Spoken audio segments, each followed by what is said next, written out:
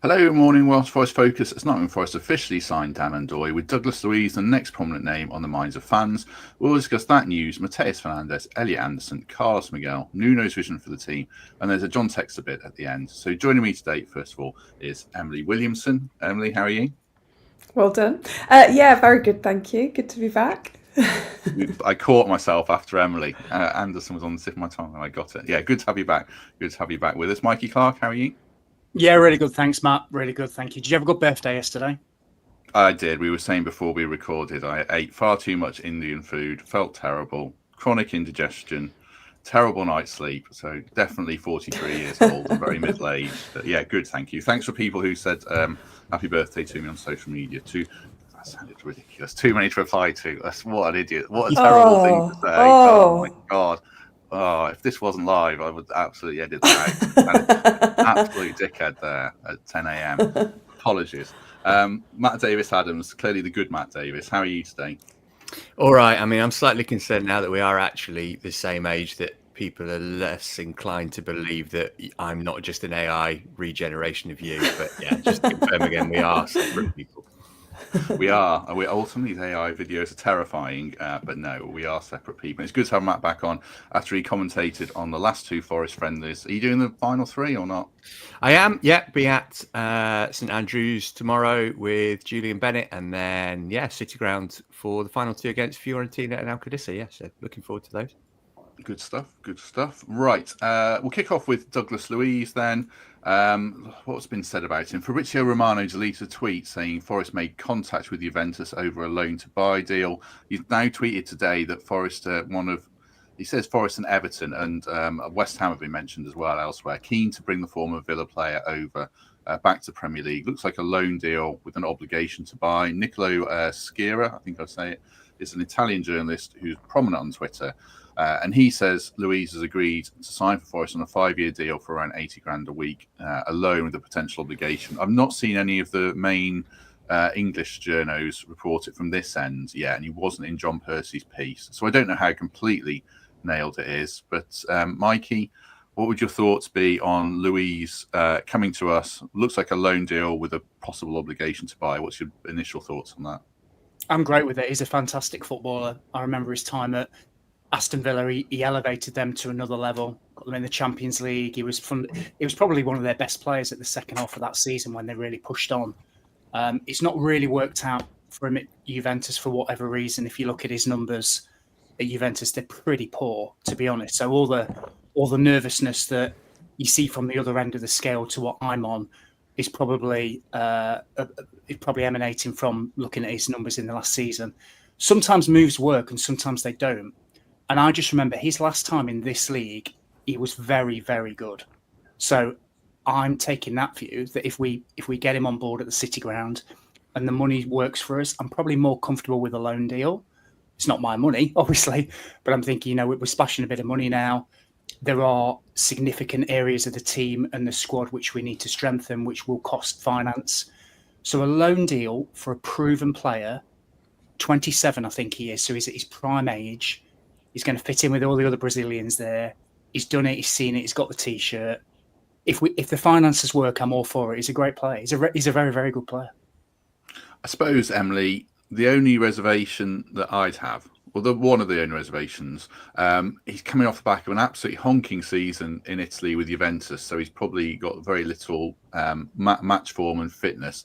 And there are reports about him off the field having to apologise to the team, going on strike. They're not confirmed, but they're quite prominent in Italian media. Any reservations about bringing in a player who hasn't really properly kicked a ball for a year, or would you take him just because of what he did at Villa?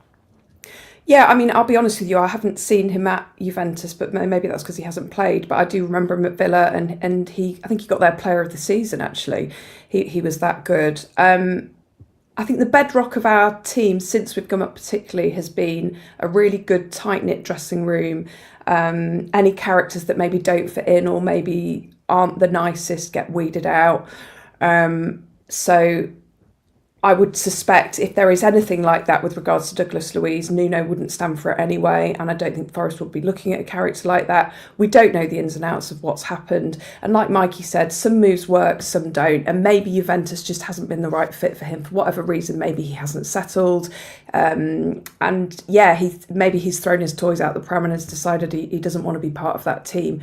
I think if we do go for him and we do get him, Nuno and his staff will make sure that he integrates into our team, and we'll know very quickly whether it works or not, which is why I think the loan deal is a really good move, because it takes a lot of that risk away. Again, another reservation, how expensive is he? What's his wages like? Can we afford him? But there's no doubt he's a great player who will elevate our side. Yeah, if it's 80 grand a week as reported, then I don't think that's seems good value for his CV. One other thing in his favour, Matt, there's Nick's pointed out here. He was on set pieces for Villa, certainly dead balls, and he scored some, which has been a problem for us. He was on penalties as well. We've got good penalty takers, and I think he took corners. So that's a tick in the box. What are your thoughts on Luiz if he does come in? Yeah, I mean, pretty much what the guys have already said, to be honest. I think we're definitely better off judging him on the 5 seasons that he started every week in the Premier League rather than one duff one he's had, which, as Emily and Mikey have said, can happen, and we don't know the reasons behind that. And it's not like he's had a season off. He only started 3 games in Serie A, but he came off the bench in 16. He played a couple of times, he played 6 times in the Champions League as well. So it's not like he didn't play at all. And if it's a loan with an obligation, then okay, fine. Depends on what the parameters of that are, I suppose. But yeah, proven Premier League experience. He's played the vast majority of his career in England. Obviously, he was at Man City and didn't play loads for them, but he started every week for Villa. And as Mikey says, he's just turned 27, so he ought to be at the peak of his powers. It makes sense, doesn't it? It's an area of the field where we need cover. He's not going to be coming in and we're going to be expecting him to start every game and need him to hit the ground running, because I think he's probably battling with Sangare for that position, isn't he? And Sangare would probably start the season ahead of him because he's been playing in pre-season and he finished last season in the team. But on the face of it, seems like a perfectly sensible one to me. Yeah, I think so. Definitely. Just before I go back to this, thanks very much to John Keogh. Am I saying that right, John? Thank you very much for the £5. Sheffield Wednesday, Chansiri. Issues really hit home just how seriously lucky we are to have Marinakis. Really proud to call him ours, says John. Cheers for that money, John. Appreciate that. If we look at the midfield options, Mikey, if he does sign, Matt touched on it there. Anderson, Luiz, Gibbs, White, midfield looks very good. Sangare in the mix as well, after coming off the back of a really strong finish to last season, good pre-season. Nico Dominguez had a great season, and Ryan Yates came off the back of a really strong season as well. That mix of Premier League quality midfielders is what we'll need, certainly going into Europe, isn't it? It is, yeah, and you're gonna need a squad there and some serious options dependent on the formation that we play. Matt just made a great point there and got me thinking. You cast your mind back to the last friendly. I think that even the friendly before, we had 2 young kids in midfield, didn't we? Was it Whitehall and Berry? They played the whole second half. Yes, the other day as well in midfield. So it does feel that we're a little short in there, especially with rotation. If we're playing Thursday, Sunday. Danilo's gone, hasn't he? Dominguez is still recovering from his injury. So we do feel a little threadbare there. So I'm not saying that's the reason for spending a load of money on Douglas Luiz, but if you can bring in proven quality, as Matt and Emily both say, numerous seasons at Villa, player of the season there, brilliant on set pieces, 80 odd grand a week with a loan deal doesn't feel extortionate and doesn't feel uncomfortable to me. So I think it adds to our options. He can play in a deep line role. He was breaking into the box for Villa, I seem to remember. So I think he's the whole bag of tricks, this guy. So I think the more I think about it and the more we discuss it on here, I think I'm probably in the camp that if it's a deal that we can do, then we should look to do it. And like I said, he's a ready-made player to go in there, isn't he? 27. He's earned his straps. He knows it. He can play any sort of position. So if we have a 3 in there, he can play slightly deeper. He'd even be more comfortable in a 2 as well. So yeah, I think it's one that we should definitely look to push through. And I don't know whether it was Emily or Matt that said the one duff season at Juventus. I just go back to what I said. you know, you look at some players' career, it's not all linear all the time, isn't it? You don't get better every club that you go to. Sometimes you do take a backward step for whatever reason, different culture, just didn't settle. Maybe the team didn't play the way that he wanted to play. So I'd much rather think about him with the time that he had at Villa. And I think it's one that we should be looking to do, definitely. I think the only other thing in my mind, Emily, is for Douglas Luiz right now is absolutely a great option, be a fantastic signing. John Percy's piece mentions Mateus Fernandes. Forest have held talks with him, have an interest in the Southampton midfielder. Portugal under 21 international. Mark says here, I'd be more excited about Fernandes than Luiz, seems to fit our profile better. I suppose Fernandes is the one who maybe isn't quite as good as Luiz now, but if you get him in 2 or 3 years, say you buy him for 30 million, you sell him for 60. That's our model. So I suppose the question would be Fernandes as the 3-year option, or Luiz as the here and now kind of thing. I mean, we're getting greedy here, aren't we? It's kind of a conversation we've had previously, but with Fernandes lurking in the back of your mind, would you have a preference there? I feel like Fernandes does fit our profile better with his age. What is he, 21 years old? And he's fresh out of the Premier League, isn't he? He's not had any time away. Again, I think he was another player of the season for Southampton. I mean, I'm no expert, but when you look at it like that, Fernandes seems like the better option for longevity and for resale value, and no potential issues with attitude. It all depends on the numbers, and obviously highly unlikely we could get both, but I mean, if you sort of held a gun to my head now, I'd probably say Fernandes is the better long-term option. Obviously, the big wow stellar signing is Douglas Luiz, because we know what he can do. But long-term, maybe Fernandes is the one we should be looking at. Yeah, I mean, I guess it's the here and now versus the future. And, as Emily says, Matt, stellar marquee signing is definitely Douglas Luiz. Any final thoughts on Douglas Luiz to wrap us up before we move along? Well, I mean, what he gives you over Fernandes is that experience of playing in European competition, right? So that's something we don't have a whole lot of in the squad. Fernandes I think he's contracted to 2029 as well. So you think he's going to be expensive, and there's probably going to be a sell-on clause as well with him, which wouldn't be the case with Douglas Luiz. So I like the model of buying players that we can then sell on for a big profit in a few years' time. But I think there's got to be a bit of awareness of what we're going to need in whichever European competition we're in, which is surely going to be the Europa League. And he's going to help us a lot there, Douglas Luiz. So I think from that perspective, he's a kind of canny addition. And if it was one or the other, I would probably go for Douglas Luiz at this stage.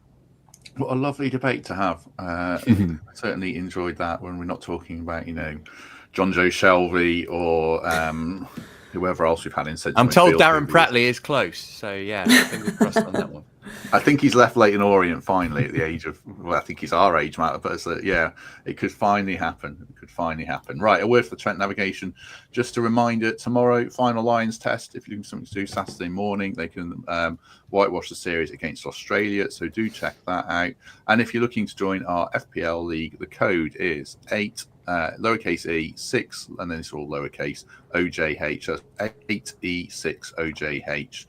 Do join that if you haven't already. If you're in it last year, and I think you're auto enrolled, looking at the long list of names of people that are already in it. Emily, Dan Ndoye has signed. Very exciting signing for me. That would give us Wood, Igor Jesus, Hudson-Odoi, and Ndoye, and Jota Silva as it stands as our attacking group. How are you feeling about the signing? How we're shaping up in attack after losing Elanga and now keeping Morgan? How are you feeling about the general picture? I'm feeling thrilled about the Dan Ndoye signing. He feels like sort of the big statement signing so far this summer, doesn't he? And I cannot wait to see how he fares on that right wing. We were all disappointed when Elanga left a few weeks ago, and it all looked doom and gloom when it looked like Morgan Gibbs-White was on his way out as well. But since then, we could have almost, we might even be in a better position than we were before Elanga left, because obviously I wait to see what he's like in the Premier League, but I feel like he have a little bit more in his locker. He's better at finishing, isn't he? He's not as pacey as Elanga, but who is? So really excited about that signing, and it feels like our attacking options are back. Really looking forward to seeing what he can do. He's got a proven track record. We've seen what he can do in Italy. I don't know if any of you have seen the goal that Adam Summerton had put on Twitter. That audacious flick against Napoli. I mean, if he can recreate that in the Premier League, then we're on to a winner, aren't we? The only thing about the guy, and I think he's a great signing, Mikey, and this isn't about him as a player, but the price tag puts a bit of pressure on him because it's a club record signing. It's kind of that Sangare thing. And I think we'll probably need patience with him, but we're football fans and we know that that won't be there. So there is going to be a bit of a weight of expectation on him, rightly or wrongly, isn't there? Do you confident he'll hit the ground running? I am, for what I've seen. You've got to pay for quality, though, haven't you? You know, I'd rather spend some of the Elanga money on one big replacement that, you know, what is he, 24, Swiss international. He's done it in Serie A, scored the winning goal for them in the cup final. You know, he can hit the ground running. I've got no doubt about that. So there's always going to be pressure on new signs. Of course there is. But as long as he's settled, and I'm sure our group will make him feel welcome and the crowd will be as supportive as they always are, I'm thrilled by the signing. So if anybody's watched or even attended the live show last week, I was in a slightly different headspace to what I'm in now. I was a little bit panicking because I thought Morgan would go, Elanga was going. I didn't know anything about the Callum contract, and you think bad, don't you? You think the worst. You think a wonderful season is we're not going to build on it. But I was proven wrong, or I'm being proved wrong. So this guy is a special player. I think he's a great acquisition for us. I think he's going to be brilliant in the way we play.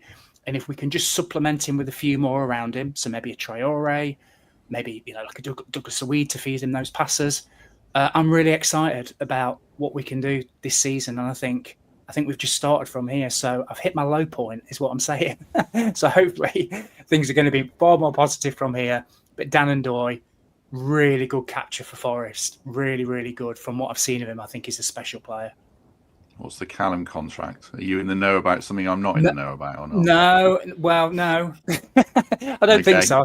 I think you just hear a few here's and there's, don't you? And I'm just hoping we sort it out because he feels like the last piece of the jigsaw puzzle that was here last year, if that makes sense. And if we can, if we, Aina's signed, Williams signed, Morgan's staying, you've got Murillo who signed a long-term deal the previous season. Matt Sells has signed improved terms. It feels like we're keeping the band together. And if Callum can just stay as well, and then you supplement them with players like Ndoye, we could be on for another good season, I think. 499 people watching. Disappointing one person just turned up. Oh, no, it's 507. Do us a favour and hit like. That'd be great if you haven't already. We'll talk about Adama, Traore potentially and the other wing options. But Matt, it's been interesting in pre-season, the last two games. That Igor Jesus has been on the pitch with Chris Wood. I don't know if do you think that's something Nuno's just looking at, or do you think Igor Jesus is going to be a prominent starter alongside Wood, maybe playing off a wing or in behind, and we're going to do some funky stuff where we just shoehorn him into the team like we did with Elliot Anderson? Yeah, I mean, I feel like it started as something he wanted to have a look at, but the way that he's performed in both the games probably makes it a more prominent option in his mind. I think he's been really impressive. I think it's interesting that I'm really intrigued to see where his fitness level goes, because obviously he played in the Club World Cup and went fairly deep in it. So you think he's going to be able to hit the ground running. The Brazilian season had already started as well. It's whether he can continue that throughout the season, I think is going to be interesting to watch. But he's got more mobility than Chris Wood, hasn't he? And he seems to be not like an out-and-out striker target man like Wood is. So I think it could really be beneficial for Wood, particularly. I mean, we saw something similar at the end of last season, didn't we, with Elanga kind of playing as a second striker. So it's not something that's completely new to Nuno. But yeah, it looks like a good option to me. I was thinking it was going to be one player will be playing in the Premier League, the other one will be playing in Europe. But it's looking more and more like it might be what we start with against Brentford with Jesus just behind Wood. And I'd be all right with that. I'm quite keen that we don't sort of hold him back whilst he's in form and at kind of his peak fitness. I reckon we just let him go and see what he's like, and then we can bring him out the firing line as and when we need to. But particularly before the European competition gets underway, and obviously if that's the Europa League, it's not going to be until September. It'd be good to get him up and running and keep this rhythm that he's obviously got from having played pretty much throughout the summer. Yeah, I think we definitely see some emerging interesting options for how we line up against Brentford, Emily. I mean, it could be Hudson-Odoi, Wood, Igor Jesus, maybe Ndoye isn't quite ready. I don't know, but it feels like there's a group coming together. If you throw Adama Traore into that potentially, and then another winger or Jota, and then we've got an extra forward from last season because we've also got Taiwo as well. Would that be strong enough for you? Or I guess it depends on who else comes in, but are you confident the way it's shaping up? Yeah, I think that the problem we had last year, wasn't it? We had a fantastic starting 11, and then the most options on the bench. There was a drop off, particularly with attacking options. So if we've got more attacking options, all the better.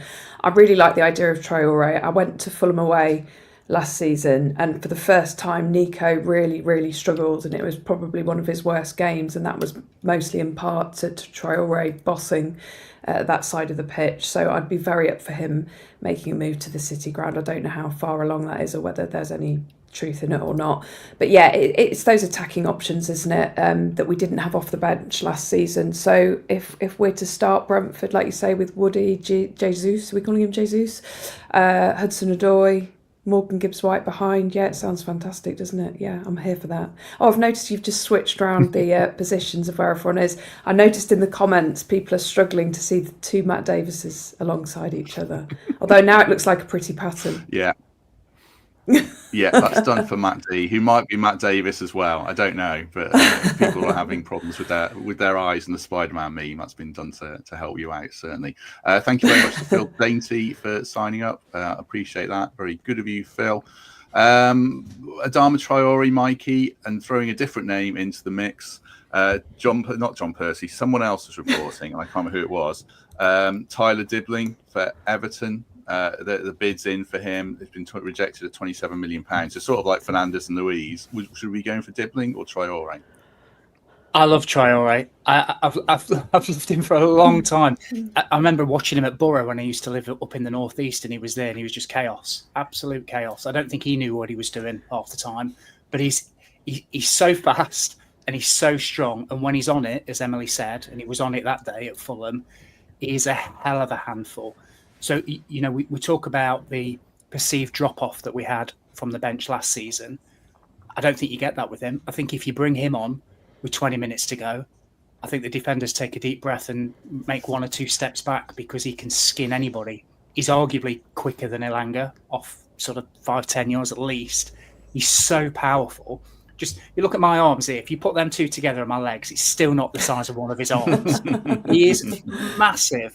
He's as strong as an ox, and he's the chaos option with 20 minutes to go. So if we can get that deal done, I'd be absolutely delighted with that.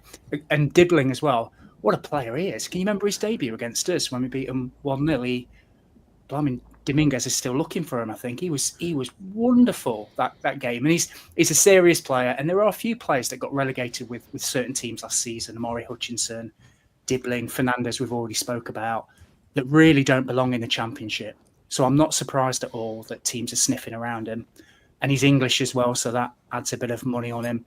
I just think maybe where we're at right now, maybe not one for us, because we just need to be really, really careful with what we're doing with our outgoings, and we just need to make sure that we get the right people in at the right time. And I just think you're going to have to go 30 plus, 35 plus for Tyler Dibling, and there is that risk around him, although I do think he's a very special player. So I'd love him, but I just think maybe we should just turn our attention to maybe a Douglas Luiz and a couple of fullbacks that we need as well. So you only have a certain amount of money to spend, right? I'd love them all, but realistically, maybe not. But Traore, Matt, I'm a massive advocate of Traore, massive. Jeremy Monger, the young lad, gets a mention here as well in the chat. I mean, I think he looks really exciting. I think he might be too young to sign on pro terms even at the moment. That would break your husband, Emily, wouldn't it? If we were to sign Monger, that'd be fantastic. Yeah, he's really excited about him, but is he 16 now? Yeah, he seems to be the most exciting player in the Leicester squad, which tells you all you need to know, really. I know we were sniffing around El Canouse as well, which Nick was equally upset about, but I think that's gone away. But yeah, Jeremy Monger looks great, doesn't he, for the future? Yeah, El Canouse is decent as well, to be fair. I wouldn't have said no to him. I suppose, Matt, just finishing up on Traore and Dibling, weigh in on Dibling if you want, but on Traore, he can have these games where he does nothing and he looks terrible, but under Nuno at Wolves he looked great, and I suppose it's sort of getting the band back together element of it. But as the Fulham correspondent we have said to me, on his day he's unstoppable. It's just not always his day. Is he that kind of player for you? Yeah, and that's the problem. Every time I've seen him live, it's not been his day. So I don't think I'm as hot on him as everybody else is. And I'm always wary of signing somebody on the basis that they played well against us, because that can sometimes go the other way. Also, I mean, he turns 30 in January, so he ain't getting any quicker. And this will be his last big contract. So he's going to want decent wages to come to us. So that's something to bear in mind. I mentioned this last time I was on the pod, and I'm sure people will think that this is just my sort of latent Chelsea bias, but Chelsea put Tyrique George up for loan this season. He's a player who can play all the way across the front three. He played a lot in Europe for them last season, so he's already accustomed to that. He scored a really important goal when Chelsea won at Fulham, which was the result really that I think got them in the Champions League, certainly turned their season. He's not going to want to come in expecting to start every week, but he will get a lot of money, a lot of minutes. He's not on big money, obviously, because he's 19 years old. He's not long signed his first pro deal, so even if we ended up paying some of his wages, it's not going to be a big commitment. I just think somebody like that on a loan for the season is probably a better bet than signing somebody who's going to turn 30, who sometimes looks like a world beater and sometimes looks like his boots are shaped like 50p pieces. But what do I know? Matt, can I ask you a quick question? Just saying Tyrique George, I think that's a really good shout. Did we loan Andre Santos from Chelsea the other year? And if it was them, would they hold that against us? Because we didn't play him, did we? And then they had to recall him. I don't think they'd hold that against us because he then went to Strasbourg and he got, I think, Liga and midfielder of the year. So I don't think, I mean, I think they'd rather George stayed in England. So if he can stay in England and play in European competition, I think that would probably trump the fact that obviously Steve Cooper didn't like Andre Santos. So yeah, hopefully not. Do you mind, Matt, taking another club in the Premier League, taking their young player and helping them, effectively helping Chelsea out? Do you think it is more beneficial for us then in the short term than, you know, helping Chelsea out long term? Yeah, I mean, if I'm totally honest, and this sounds negative, I think last season was a one-off for us. Given we've got European football this season, I'm not convinced we're going to be challenging Chelsea for a place in the Champions League this time around. So I'm not too concerned about that. I think with an eye on PSR, taking a talented young player on loan and not having to commit a load of money to it is the benefit of that outweighs the negative of maybe helping a rival long term. Keith says, are we forgetting lack of a support striker? Taiwo sadly is kaput. I'm still not convinced Taiwo is kaput, to be honest, as a third striker. People will probably disagree with that in the chat. And our need for fullbacks. What's happened to Eric da Silva Moreira? I think he's injured, unless anyone knows better. Yeah, Matt's nodding there that he's injured. Yeah, we definitely do need fullbacks. It feels like that's a conversation for another podcast, but I do recognise that. We saw that especially. In fact, I'll throw this one on Matt. We did see that a little bit against Estoril, didn't we? Because Zach Abbott is really good, really promising. But if you're going to play a narrow formation without Ola Aina, then it doesn't really work, does it? So we do need a right back, obviously, I guess. Yeah, I mean, shout out to Jimmy Sinclair, because how fun did he look in the second half against Estoril, and he certainly made commentating on that game a little bit easier. But yeah, you want some proven ability in there, don't you? And again, you know, Ola missed quite a lot of the back end of last season, so it's realistic to think that he's not going to be able to play every game. So that is sort of our priority area. That and a backup goalie are the things that we really need at the moment, I think. Yeah, well, what a professional. Bloody hell. He's led right into the next segment there. Backup goalie, Carlos Miguel. This is from John Percy's very good report. Told to find a new club. He was left at home. We'll do a little bit of Matt Turner in a minute. But yeah, Carlos Miguel told to go elsewhere. I think he only made 3 appearances last year, Mikey. Obviously, Forest will have far more data, and Nuno was a goalkeeper, so they're much qualified to talk about this than Mikey Clarke. But were you surprised by that stance, Mikey, or not? No, not really, to be honest. I just think it fills me with nerves a little bit when I watch him. And like I said before on the Douglas Luiz answer, some moves work, some moves don't. And perhaps this is one that hasn't necessarily worked for Carlos. So I wish him well if that's the case, and I'm sure he'll find another club. But for us, we absolutely need another goalkeeper because, as Matt says, we're playing in Europe. We've got numerous more games. Is it unfair to ask Matt Sells to do Thursday, Sunday, travel all over Europe, play every single game when the rest of the team are being rotated? I think it probably is. And you know, sod's law, he might get injured. And then what do we do? Mm-hmm. As much as I rate Aaron Bott, I think he's one that needs a loan and needs to play some football week in, week out. And he looks like a decent prospect. But we need one, if not two goalkeepers, in my opinion, because obviously Hennessy's retired as well. He was a third choice backup and he was on the bench, if people remember, for the back end of last season as well. So do we need two goalkeepers, and does one of them really need to be able to play quite a lot of football? I think so. So going back to my previous answer about why we probably shouldn't go for somebody like Dibling for big money, it's because we need them in this position as well, and fullbacks. So you only have a certain pot of money to spend, and we certainly need at least one goalkeeper. Yeah, I agree. I think that's an important point that I'll throw at Emily. Carl Darlow gets a mention. Dan Story's big on signing Carl Darlow because he would take a spot in a European squad as a homegrown player, having come through our academy. So I fully agree, partly because Emily, well, Mikey was talking there, I was thinking of Emi Martinez playing all these games for Villa, and he started getting one injury, then he seems to get two, then Robin Olsen's coming on in a lot of games. It would be a bit of a worry for Matt Sells. I know goalies don't do as much running, but all the travelling, playing 50 games a year, I think we definitely need some quality backup there, don't we? 100%. I think that's the hard sell, though, for me, is to get a keeper in that's happy to play second fiddle to Matt Sells the majority of the time. I guess the way you sell it is that you can be our European goalkeeper and get us through that competition. I think Carl Darlow's a great shout. He was one of my favourite players when he was at Forest. And I know obviously a lot of time has passed now and things have changed, but he'd be a really good shout for Europe. And I think someone else in the comments mentioned Aaron Ramsdale. Always liked him. So yeah, there are keepers out there, but it's how do you sell it to them that you're not going to be number one for us. And I would feel very uncomfortable going into the season with Matt Sells and just Aaron Bott. As much as he is one for the future, from what I've seen of him, he's not quite ready physically or mentally yet to be our number two. Yeah, I think Ramsdale's going to Newcastle. I don't know if it's official or not yet. There's a good name here. I like Hermanson, but I think he's been linked with West Ham. I suppose it is that tricky sell, Matt, of getting a quality number two in who's willing to play 10 games a year. I mean, Chelsea have got 30 goalkeepers. Are there any names there that we could have? They've just sent one out on loan, actually, who they're quite keen on, called Mike Penders, and they've just sold Petrovic to Bournemouth.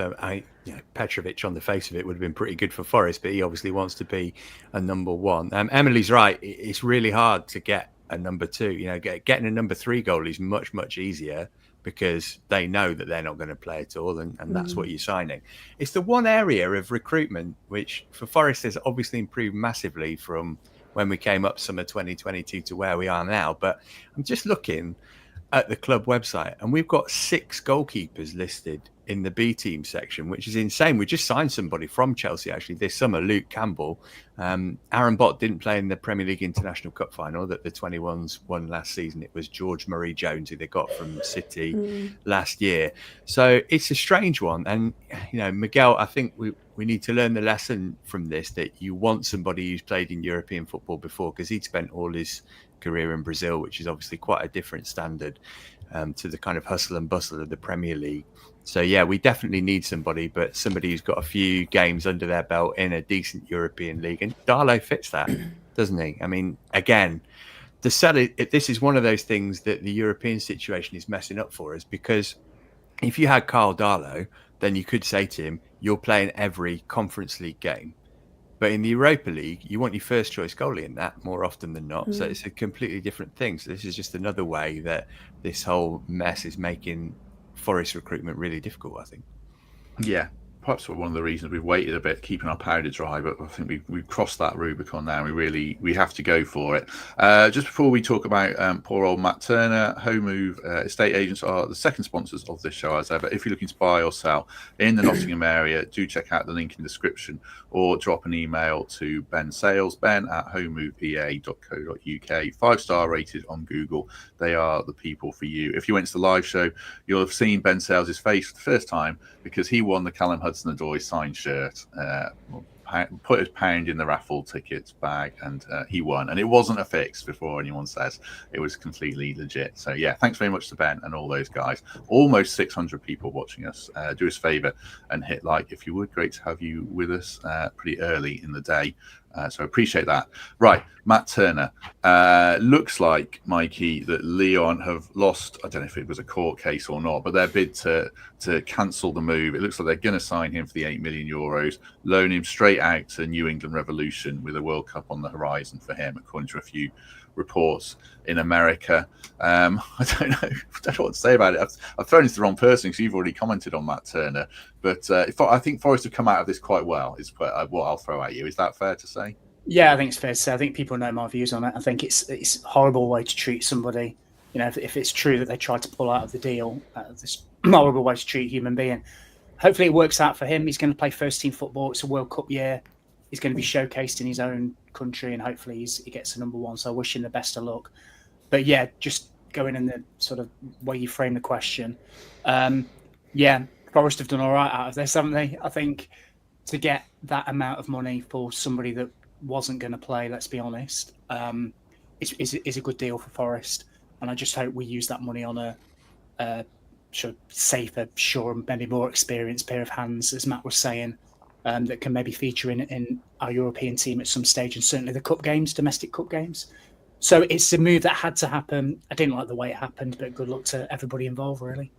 Yeah, strange signing. We praise the recruitment team to high heaven, but I don't know what they saw in poor old Turner after all that. So yeah, let's move on away from goalkeepers. Thank you to John Percy for writing the agenda for this podcast. By the way, we're just basically going through his piece. There was lots of interesting stuff in it, and one of the other interesting points for these, Matt, and this will reflect a little bit on what you might have seen commentating on the friendlies. But John says Forest are looking to play a different way. Recognition that the way we played last season isn't necessarily sustainable, more possession based, more ball dominance. Firstly, do you think that's the right approach? And secondly, are we seeing what we're trying to do in the friendlies? I know we're drawing a lot of blanks and not scoring goals, but can you see the method behind the thinking there in Portugal?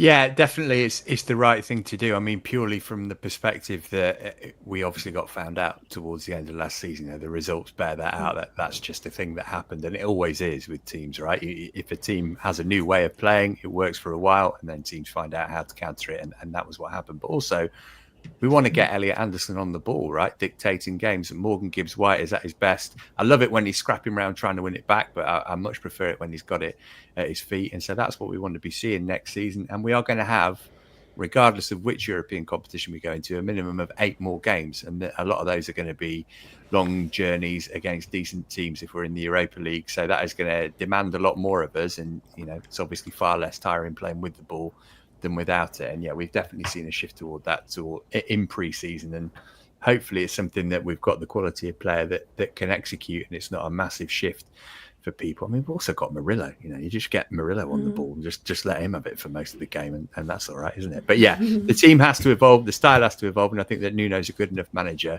that he's not wedded to one way of playing, and he can make it work with the squad that we've got and the new additions that we're hopefully getting. Yeah, I agree. I mean, when we were really flying last season, it was so intense mentally for the players to play that way without the ball. You've got to be so disciplined. I don't think you can play that way for 38 games plus cup games plus European games. So I definitely think it makes a lot of sense for me. I mean, did we see it starting towards the end of last season, though, Emily, with Elanga playing different roles, as Matt said, slightly different way of playing around formations? Have we already started on that road, or is there a long way to go for you? I agree with everything Matt said. I think we do need to evolve, and we were getting found out, and maybe that's why we slipped up the way we did at the end of the season, as well as fatigue. I think teams did find us out. And yes, we are starting to evolve. And if Nuno's got another way of his playing for certain games, then good on him.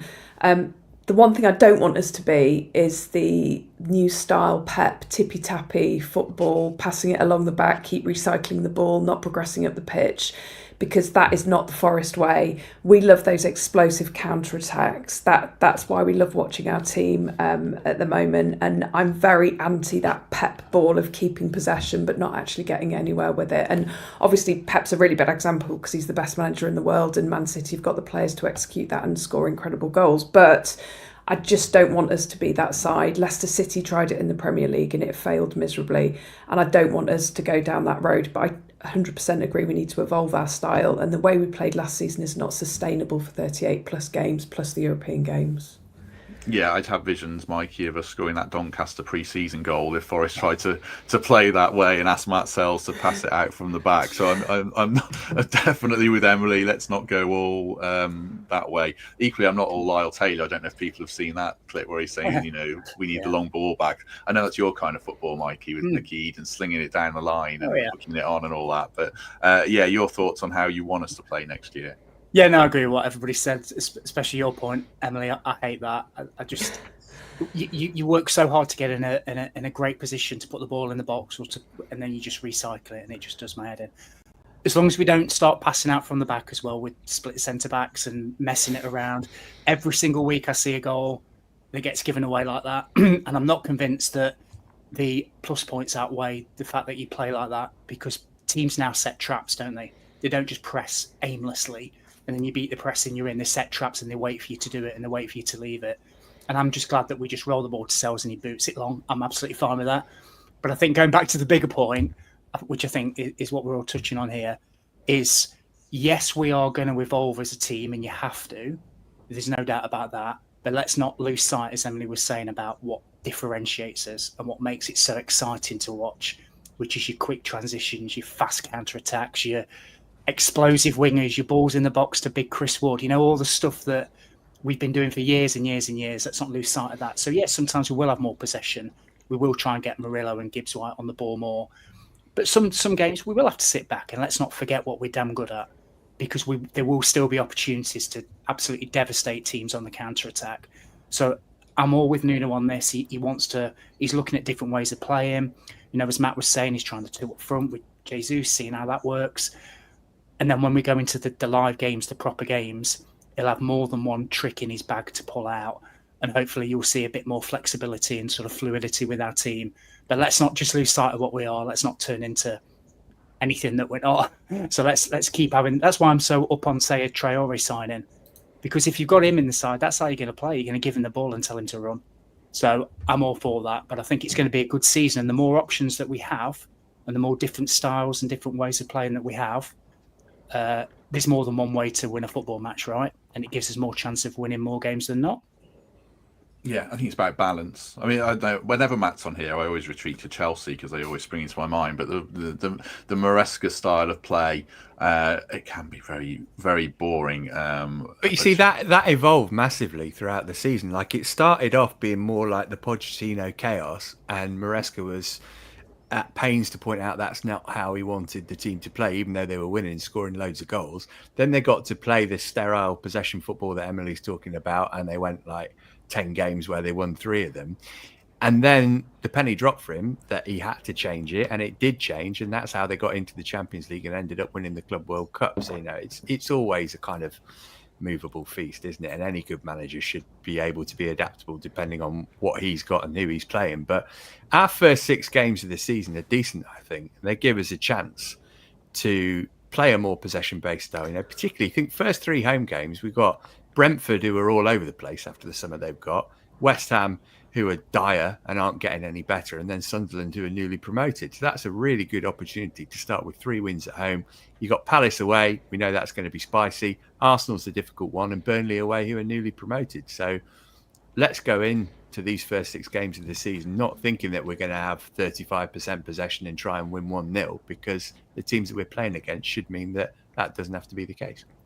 Yeah, my FPL team has got 3 Forest players in it no matter what, because our first 6 games are really good. I think they might be the best 6 opening fixtures that anyone's got, having scrolled through the combinations quite a lot over the last week or two. So I really hope we start well. Probably need to get a couple more signings in to do that. Let's just talk about... we could do a whole thing on that, but the clock's ticking. I guess, Matt, Elliot Anderson is probably the most important player if we're going to play this way with more possession. Interestingly, John Percy reports that Nuno thinks he can be the best midfielder in the Premier League and even the best midfielder in the national team, which means he'd be better than Declan Rice. And in theory, Jude Bellingham as well, I guess. I mean, that's high praise. Do you see Elliot as being that good or not? I think he's got almost limitless potential. I think he's absolutely incredible, and we saw that for England in the summer, didn't we? For the under-21s, you've got to remember that last season was his first as a Premier League regular, and he played pretty much every game, 33 starts, 4 from the bench. There's only one Premier League game that he hasn't featured in. Only reasonable to expect that he'll get better. And what I think is interesting about that is, John Percy's probably got the best relationship with Forest of every journo, right? So you take what he says as almost gospel. And Nuno's always really reluctant to praise individuals, isn't he? That's something that I've known from the couple of times that I've interviewed him, that if I ever ask him about a player, the answer is always, well, it's about the team, not an individual. So I think that's quite a significant shift that he's obviously happy for that praise that he's got for Anderson to come out publicly. I think, we need to enjoy him while he's here, because he's that good of a player that I'm not sure how many more seasons he's going to be a Forest player. But yeah, he could be our key man next season, I think. Yeah, you've done it again and led into what I was going to ask Emily. Do you build a midfield around Elliot Anderson? Because Morgan might go next season. Potentially, we've had a whole debate around that. Or Elliot Anderson's going to be in the shopping list for people in a year. Do you build a midfield around any of them, or do you just have a system where you can plug players in and out as you recruit them, Emily? I've been waxing lyrical about Elliot Anderson for, it feels like, forever now. When we did an end of season review / preview for next year, I said he will be our player of the season next season. I stand by that. Apologies, my dog just wants to get on the podcast as per usual. Yeah, Elliot Anderson is pivotal for me. He has got so much in his locker. He's young, he's hardworking, he's got a great attitude. He can be the piano shifter and the piano player. He's versatile, he can play anywhere. If he loses the ball, he works damn hard to get that ball back. In the under-21s this summer, he bossed that tournament and quite rightly was in the winning team who lifted the trophy. We are so lucky to have this young player who could be a generational talent for England. And yeah, as Matt says, let's enjoy him while we've got him, because honestly, barring any serious injuries, I just think he's a star. And yeah, we build our team around him, because longevity-wise, we're likely to hold on to him for longer than Morgan Gibbs-White. And if we leave Morgan Gibbs-White at the end of next season, who steps up? Elliot Anderson. Good debate to have from Matt D. Higher ceiling for Anderson than Gibbs-White, Mikey? Oh, that is a good question. I think probably, yeah. For the reasons that Emily said, he can pretty much play anywhere. Sometimes I'm wrong, right, on this podcast. Quite a lot of times I'm wrong. When we bought Anderson, I thought it was overpriced, and I didn't really know where he fit. And we were going to play him wide, we were going to play him inside. I was completely wrong. This guy's special. He's brilliant. As Matt was saying, he ran that tournament, not just for England. He ran that. He was the best player that I saw in any game, and I watched quite a lot of it. He is brilliant, and I think he's only just scratching the surface. It was his first full season in the Premier League last season, and he was one of the first names, if not the first name on our team sheet, and he's only going to get better. So I think, does he have a higher ceiling? Yeah, maybe. And I don't really know what he's going to morph into. Is he going to be a number 6 or an 8, or playing behind, or just one of them brilliant midfielders that just does absolutely everything? I think probably the latter. But I'm so thankful that I was wrong, and that he plays for Forest, and Newcastle must be absolutely kicking themselves that they had to get rid of him.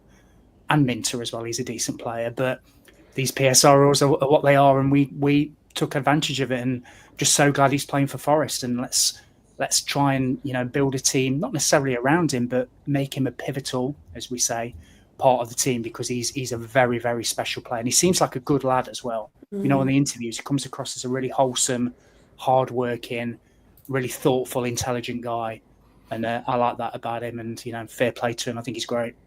Just wrapping this up, I first want to you, Matt. Neither Anderson or Gibbs-White score enough goals, one problem area. I think Anderson could score more goals playing a different role. I don't shot in the box last season. I read earlier today. That's something that we, depending on tactical tweaks, we could see more of that from Anderson. I think there's a ceiling for him to score 5-6 goals a season, isn't there? Oh yeah, definitely. And we do definitely need more people to contribute with goals. Gibbs-White is in that, but I think that's what Ndoye is going to hopefully bring us as well. But yeah, it depends where Anderson plays. But he kind of got more confidence with shooting, didn't he, as the season went on, it appeared to me. So hopefully he'll continue that. And again, you kind of expect him to evolve and get better. He's 3 years younger than Morgan, for one thing. And I think that the World Cup's obviously big for players all around football this season. And for him in particular, you can see a place for him in the England team, which is much more difficult to do for Morgan, I think, because he's got Jude Bellingham in his way, whereas Anderson, I could see him partnering Declan Rice and that looking really good. So, yeah, I think it's a massive season for him. But, yeah, we definitely need more goals from all over the pitch. You know, all of Chris Wood's 20 goals came in the Premier League last season, so we're going to need to share that load around, and Anderson and Gibbs White will be important in that. I noticed we're actually sat with almost the same pose there, Matt, subconsciously putting our hands up. I was thinking I need to buy some different glasses as well. It's almost like we're doing it for effect, isn't it? I know. No, that's my default kind of hand on chin thing. Keith asks where Marko Stamanic fits into all this. I don't think he does, Keith. I think he'll be gone to Olympiacos or someone else on loan. He mentions David Carmo as well.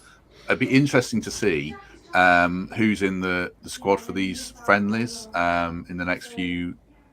Whose background noise is that? It might be one of the boys is up. I can mute and holler and tell them to shut up. No, it's fine. It's fine. I can hear the what was I going to say? Oh yeah, Matt, the team list for these last few friendlies, because you'll be commentating on them. If we see Jimmy Sinclair on them, if we see not Morata necessarily, but if we see Carmo on them, we're probably getting to the stage where that'll tell us a bit more about where they fit in the pecking order, won't it? Yeah, I think so. I think we also want to be looking tomorrow at how long people are playing for, because it's been one team for one half and one for the other. And I think we're at the stage now where you want to be seeing players get 60, 70 minutes for these final three games. I mean, I think Jimmy Sinclair has done enough to force himself into the conversation. Carmo and Stamanic and Omar Richards and these kind of players are just kind of byproducts of modern football, right? They are technically Forest players, but I don't think we're ever going to see him play in a competitive game for Forest. No, I think that's fair. But I'm really interested to see what Jimmy Sinclair does, if he's in the squad, because I suspect he's going to go out on loan. But, you know, he's pushing himself into the conversation for being in and around the group, depending on what's happening with Moreira, certainly. Right, last thing that we'll mention, probably won't discuss it too much because it's an interesting report. We'll just make mention of it. GE Globo, if I'm saying that right, big Brazilian outlet, say Evangelos Marinakis is forging a business relationship with John Textor, which will effectively see him funding Textor, taking Botafogo out the Eagle Football Group, which he owns, and then in the medium term, making Botafogo a part of the Forest Group, where Textor has some kind of autonomy to run it. It's just a report, so we won't comment on it too much. There's lots of intricacies to it. The only thing that I suppose I want to say about it is, Mikey, I don't really want John Textor anywhere near our football club. Everything I read about him makes me worried about him. I know Pedro, the Botafogo fan we have on, speaks very highly of him, but there's a lot of red flags for me as a football owner. Would you be worried, or is that your stance that you wouldn't want Textor involved in Forest? Yeah, I'll choose my words quite carefully. I think from what you know and what you read and what you see and the feelings and the emotions that run with some of the things that are going off with some of our competitors, it does make me a little bit nervous. You'd have to look at the intricacies of any sort of agreement or deal or anything like that. But if you're asking me, would I be comfortable with it? I'd probably say no until I understood a little bit more. But it does make me nervous, and I imagine it makes a lot of people nervous. So it's probably not one that would make me feel positive, if that makes sense. Yeah, and there's no suggestion that Textor would be involved in Forest, and it's a long way off anything happening. But I thought we'd make mention of it because it's an interesting report, certainly.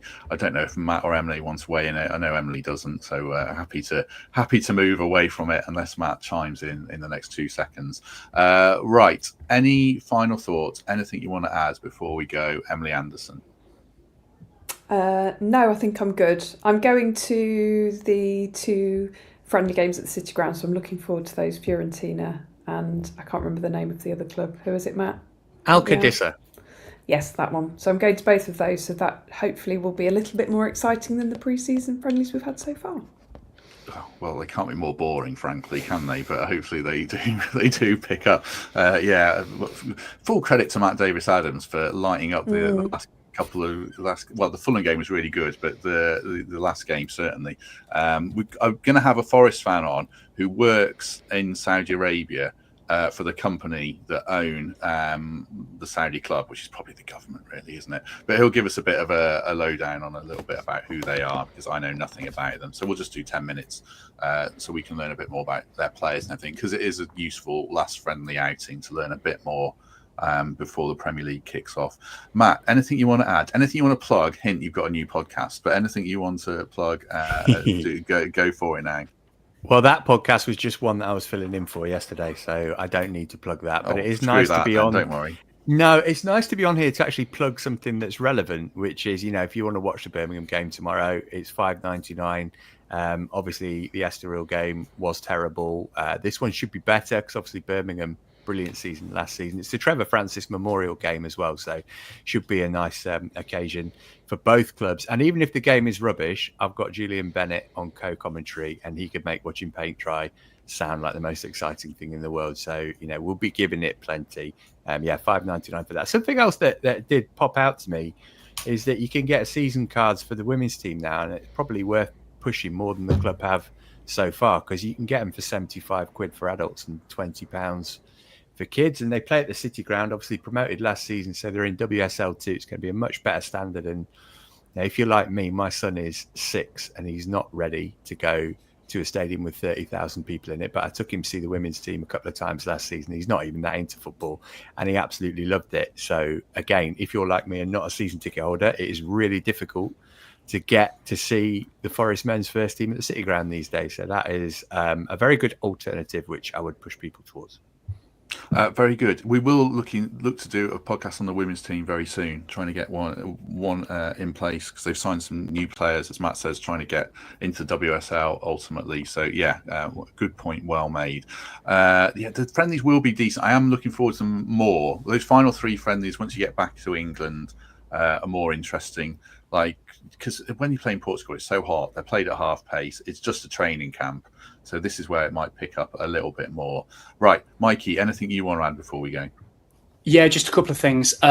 Just congratulations to the Lionesses. Obviously, that was awesome. What a team they are. I mean, what grit, determination, amazing stuff. Loved it, enjoyed it. So congratulations to them.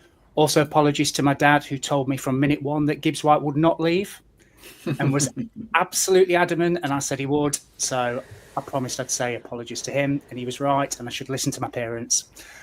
So there's that. Just a bit of sad news, really. Yesterday on social media, I saw that some people were discussing a guy called Ian McGee, who unfortunately has passed away. I think he's been poorly for the last week or so. Ian I met a few times. Ian, big Forest fan, used to go home and away, was really kind to myself and Lindsay. And I was chatting to him literally just the other week about Forest as well. So huge loss, and obviously my thoughts go out to his friends and family. Just wanted to say that. Really, really sad news. Yeah, I didn't. Well said, and thoughts to his family, definitely. I didn't know Ian, but I did interact with him on Twitter, and he seemed a good guy. And it was heartwarming to see how many people paid tribute to him yesterday. So well said, Mikey. Right, we shall leave it there. We'll be back tomorrow after the Blues game. Is it Friday today? It is, isn't it? We'll be back tomorrow after the Blues game with Greg and Chief. I thought it might be Thursday then, sorry. So do check that out, a post-match show. And then Monday afternoon, we'll be back at a slightly later time around recordings. So join us for that. I think it'll be with Pete and Temps is the plan. Emily, thank you very much. Thank you. Good. Should have had a response prepared to that. Matt, thank you very much. Pleasure. Just one word answers just to throw me. Good. Mikey, what have you got? Thank you. No, it's been great. Thank you. Good stuff. Enjoyed that. Do us a favour, hit like if you haven't already. Do consider membership or Patreon, or just a lovely 5-star review on Apple or Spotify. I've started reading all the Spotify comments and responding to them after about 4 years of doing this. So I will respond to them if you comment on Spotify. And thank you very much for everyone that does. Right. Have a good day, everyone. Appreciate your company. And if we don't see you tomorrow, we shall see you soon.